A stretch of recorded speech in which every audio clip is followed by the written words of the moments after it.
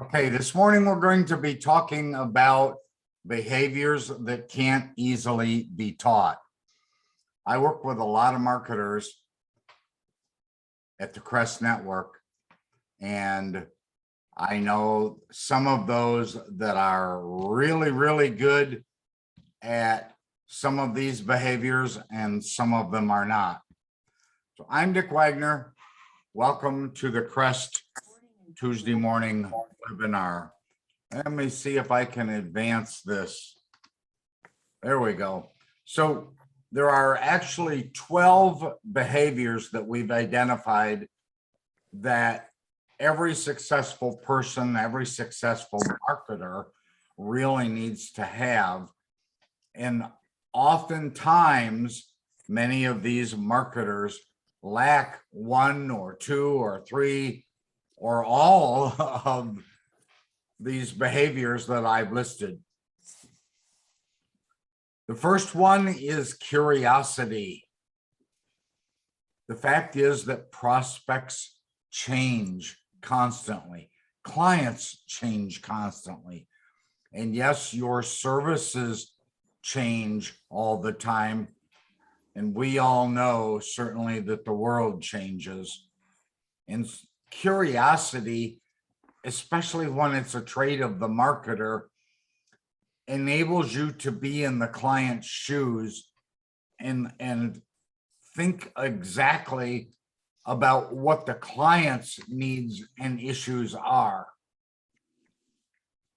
Persistence, having a burning desire to succeed. I work with a couple dozen people every week, and I can tell you that half of them have the burning desire to succeed. And I am going to mute. There we go. Having a burning desire to succeed is really critical. That involves having an inner confidence, self-assurance, having or even developing strong habits of self-discipline. Many of my marketers, I shouldn't say many of the current marketers, but I have had a number of marketers in the past who were terrible with self-discipline. You have to be determined to be engaged in constant lifelong learning. Some of you do what I do, and you read a lot of books. I read roughly a book a week. I flew to Vegas and then ultimately to Kansas City. Vegas at a meeting last week, and then to Kansas City for another meeting, and then back home. And I read 2 books on the plane. And reading books is essential, especially business books. So highly persistent people do find ways, in spite of major setbacks that can happen. Number 3, integrity. I can't teach integrity. I can't bestow integrity on you. Integrity involves not only ethics and respect, but it involves honesty. So when you tell somebody you're going to do something, no matter what, you have to do it just like you promised. You do it right, and although that might be different than what you had originally intended, you have to do it right, and you have to do it just as you promised. So having core values of humility, not one of my strong suits, but having the core values of humility, honesty, authenticity really matter toward the trait of integrity. If you say you're going to do it, do it. It's far better to miss a quota that has been assigned to you and do right by your client than it is to worry about the quota. It's really about keeping your promise to your client. Drive and energy. A lot of this comes from our personal values and our personal desire to succeed. I think it's very reasonable to believe that every salesperson or marketer, they really do want to succeed. You really do want your company to succeed. And you should, I hope this is true, you want your client to succeed. If you have 100 clients, you should want 100 of them to succeed. The more your client succeeds, if you're in the loop, the more you'll succeed. Drive and energy does not involve, jogging 5 miles in the morning early or going to the gym. It just involves staying healthy and energetic. And you have to be enthusiastic. You have to be motivated. And you have to do all of that even during the difficult times. And I can tell you, we all have difficult times. You need some problem-solving skills, and I can't teach that. You have to have curiosity and then find ways to overcome the obstacle. You have to think through the issue and identify ways to make it better. You have to be good at analyzing the problems, and here's the real catch. You have to do it without bias.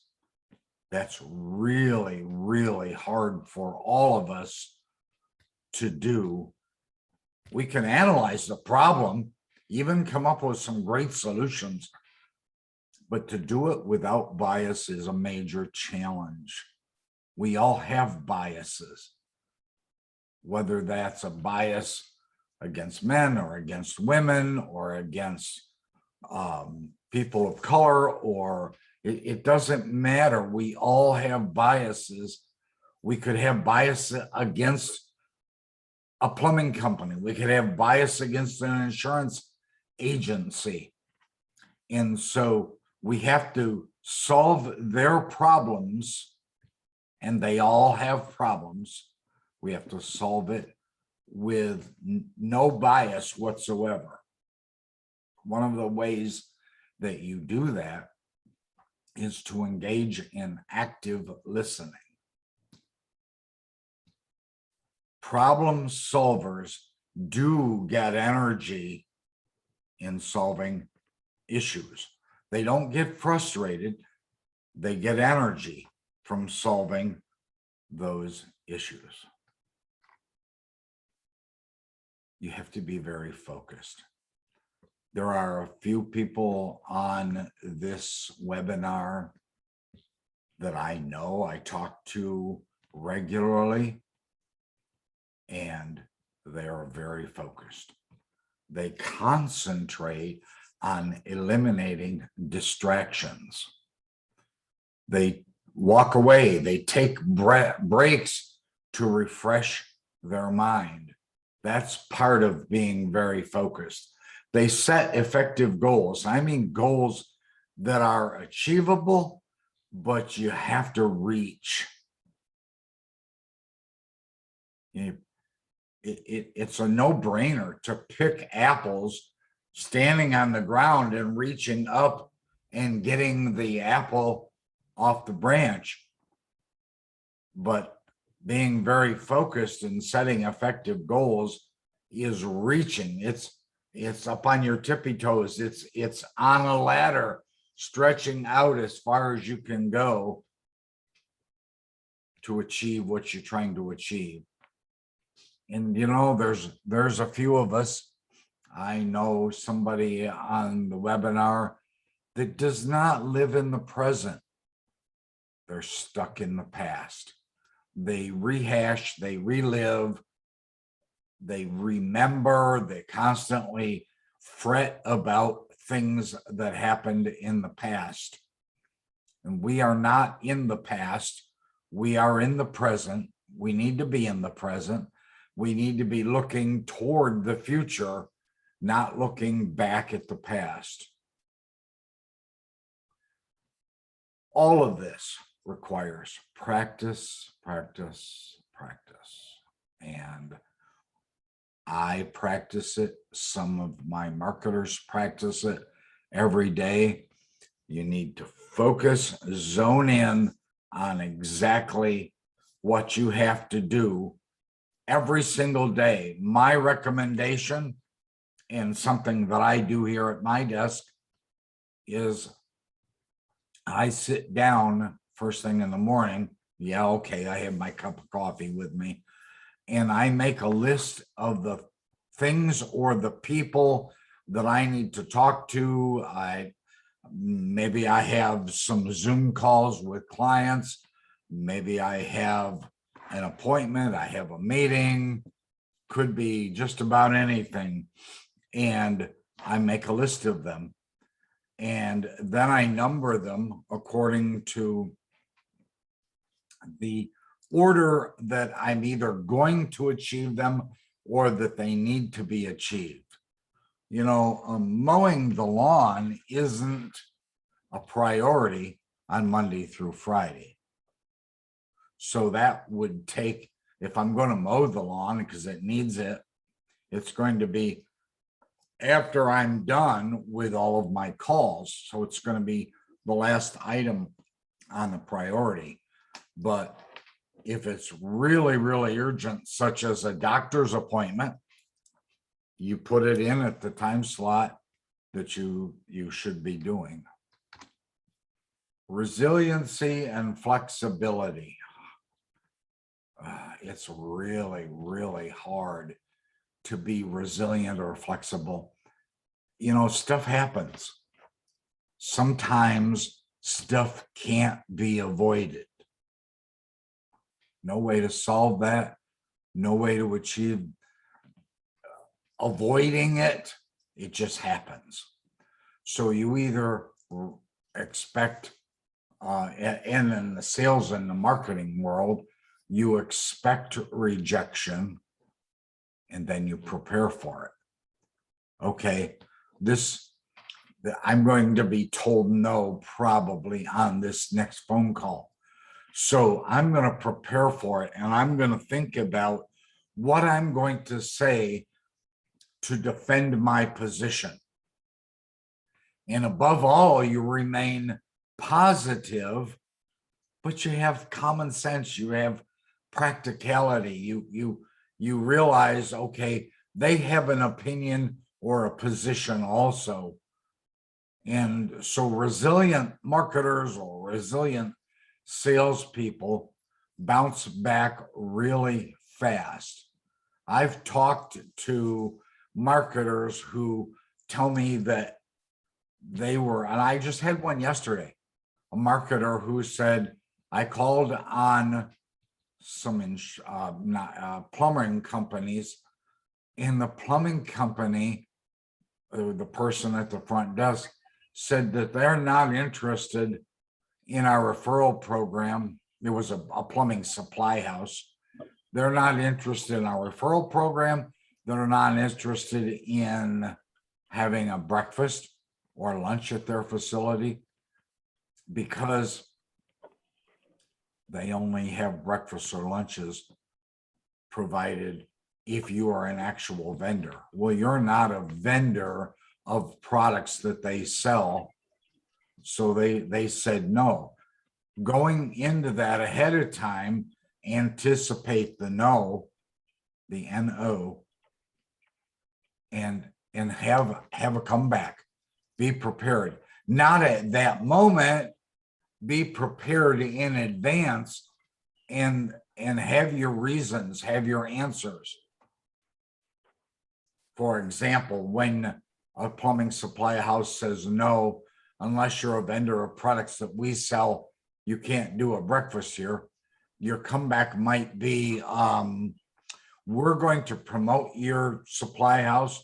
We're going to advertise it. We're going to encourage all the plumbers in the area to come to your supply house and visit, and you will gain some new customers out of it.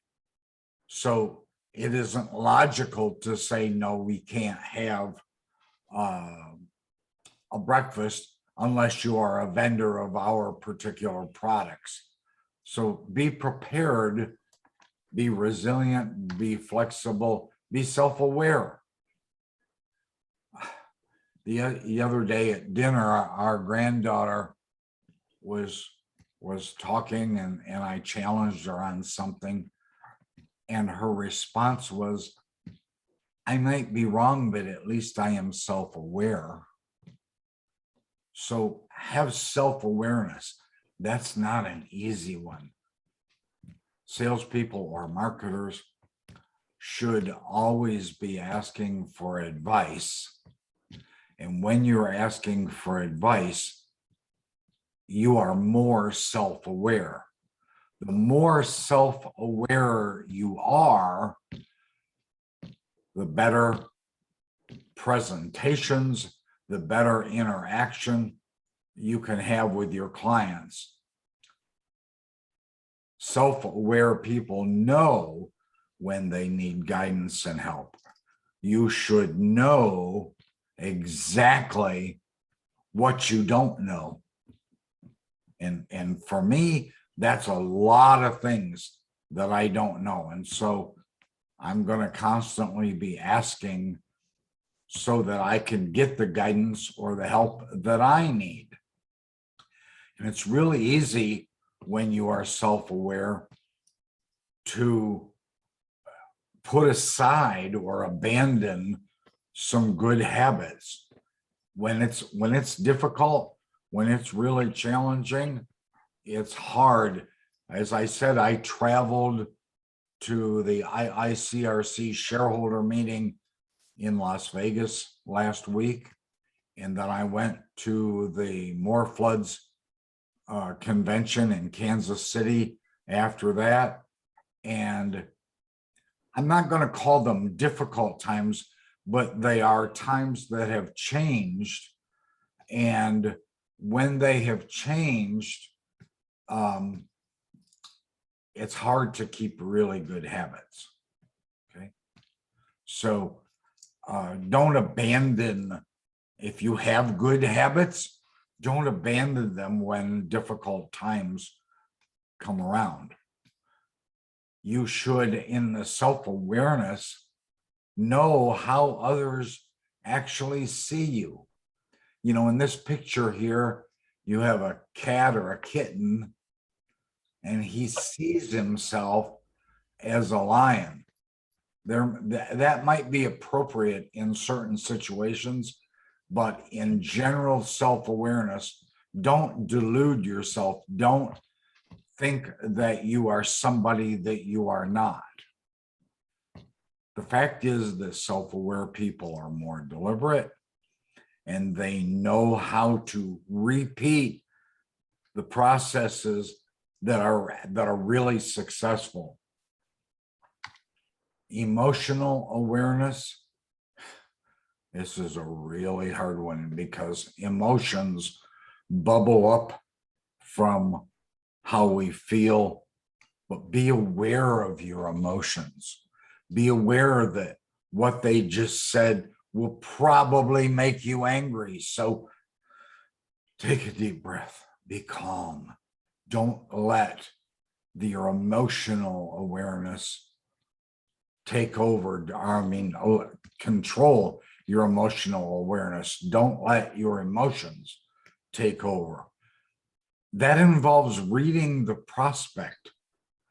If you call on the prospect and they are rude, they're nasty, they're put off, or they put you off, be aware of how you instinctively might want to react, and then act accordingly.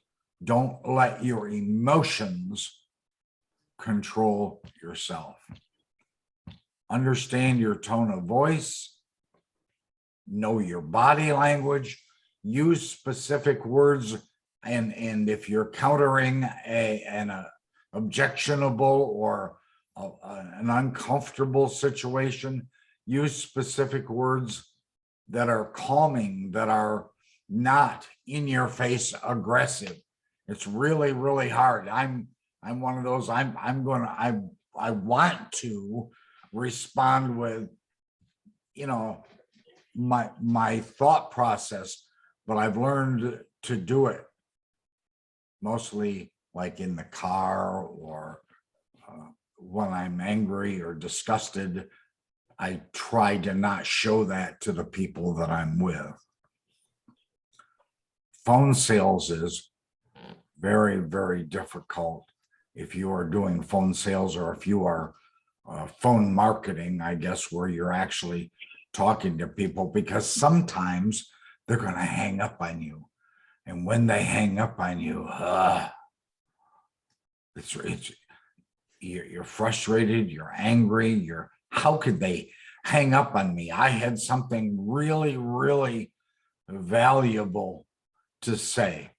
So if you are not emotionally aware of a situation, then you're going to miss as much as 50% of the opportunities.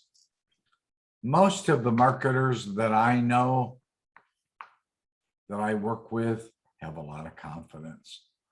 They're excited, they're interested, they believe in themselves, and they don't push their own personal agenda.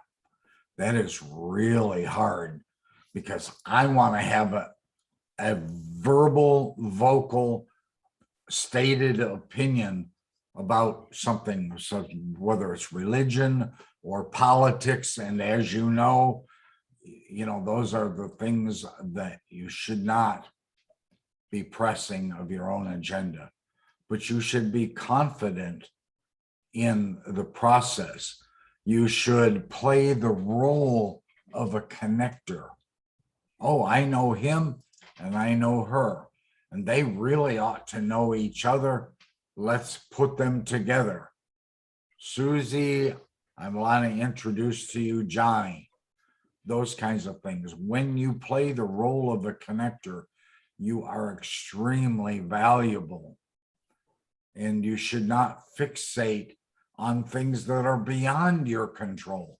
Because when you fixate on things that are not within your ability or control, it kills your confidence. Don't let that happen. And don't seek approval from others. I don't mean that you have the attitude, forget it, screw them, I don't really care.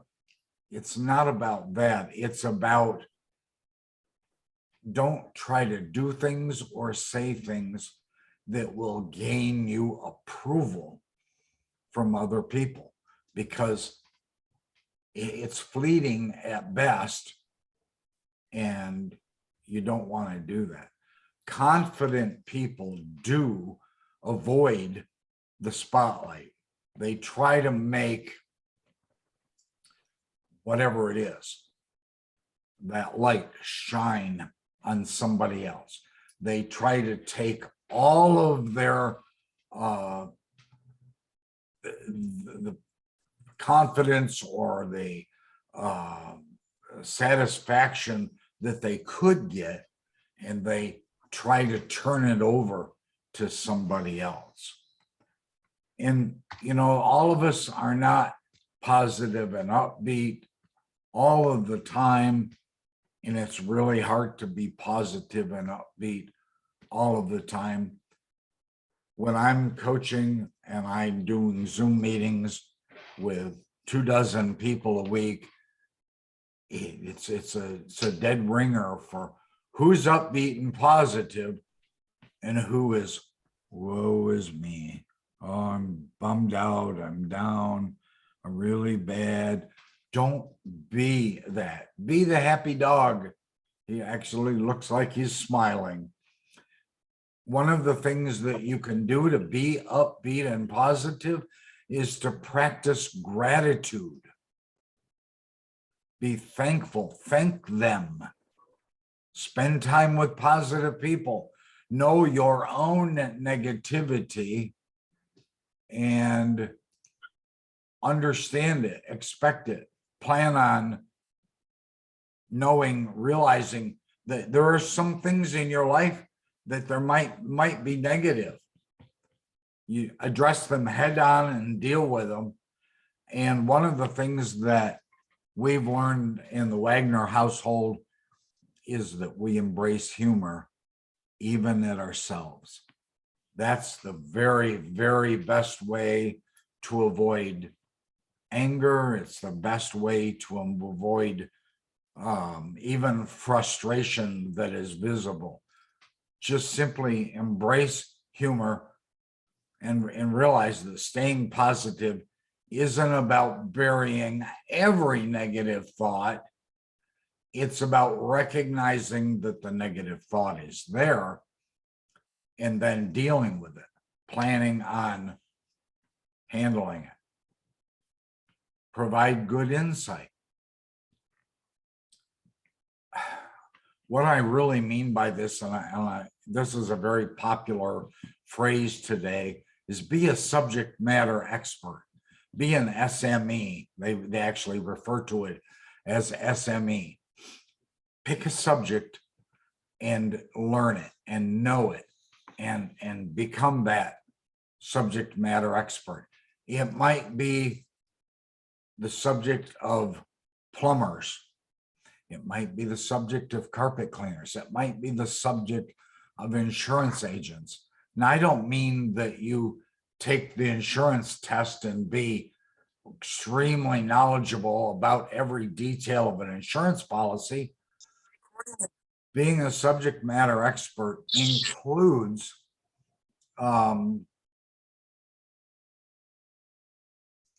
being a subject matter expert includes understanding the basics of what you're after.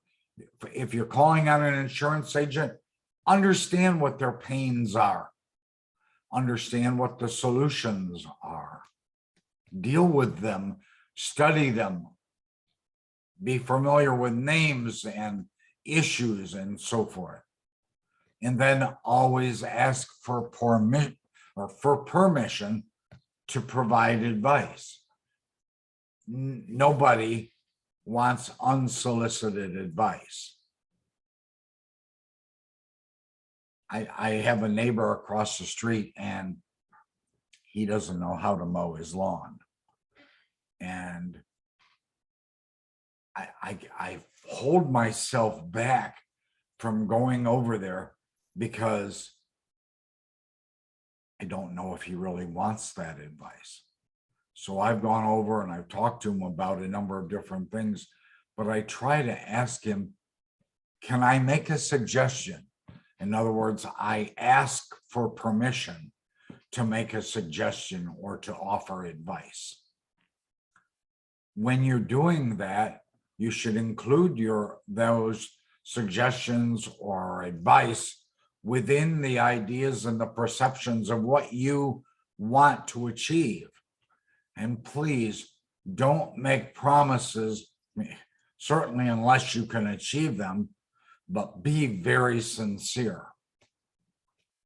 In red, actively gain specialized knowledge, again, subject matter expert, on a subject so that you become the authority and then you're in demand. That's really, really hard to do. Ask for permission to make your recommendations or your suggestions or your advice. And I try to practice that wherever I go. So I want to just, want to recap what I've actually talked about for, especially for those of you, and this, by the way, this will be on the Crest Network's website later on this afternoon after it's been formatted for video. But recapping the top 12 that I talked about being curious. I talked about persistence, keeping on and driving forward. I talked about integrity. Again, these are behaviors that can't easily be taught. You have to want them and then get good at them. To have drive and energy, sometimes that involves something as simple as going to the gym 5 days a week. No, I don't go to the gym 5 days a week, but I am very active outside. It involves problem-solving skills. Find out what their pain or their issue is, and then devise a problem-solving suggestion. Be very focused, be resilient, be flexible. Some of us are not resilient and flexible. It's really, really hard to be flexible because flexible involves tolerating things that you might otherwise not tolerate. Be self-aware, even when you know, okay, that's not my strong suit. I'm not really good at that. Be self-aware so you can solve the issue. Have emotional awareness. Again, know that you're going to be angry at certain things, or know that you're going to be disgusted, or know that you're going to be frustrated. Know it in advance so that you can deal with it. And self-awareness, the one just before that, helps you become emotionally aware. Have confidence. I can tell you that most of who I talk to every week has confidence. Most of who I talk to are upbeat and positive, and it is extremely important. But I'm going to bump back to this slide just for 1 second, and that is SME, subject matter expert. If there's a single thing that I can tell you that's valuable out in the marketing world, is become a subject matter expert. I don't mean a subject matter expert in water damage or fire damage or mold cleanup. I'm talking about becoming a subject matter expert in the things that your clients and your prospects are struggling with. Get really, really good. Become an SME about insurance and the insurance industry and the insurance agency. Become a subject matter expert about plumbing issues and plumbing headaches and the plumber challenges and problems that they have. Because a subject matter expert means that they go to you. They're coming to you constantly. One of the ways that an SME really helps is when you walk in with a Maven article. When you walk in with a Maven article, the Maven article, you understand, is about them. And that means that you're bringing them something related to their industry or their business. And that is one of the ways that you become a subject matter expert. So remember that behaviors, those behaviors here on the left, they can't easily be taught. And I rarely spend time with my marketers trying to teach them, because it's something that must come from inside. So they really cannot be taught. So I'm Dick Wagner. Thank you so much for watching. I appreciate it. This will be on the website later on today. Thank you all. See you later. Bye-bye.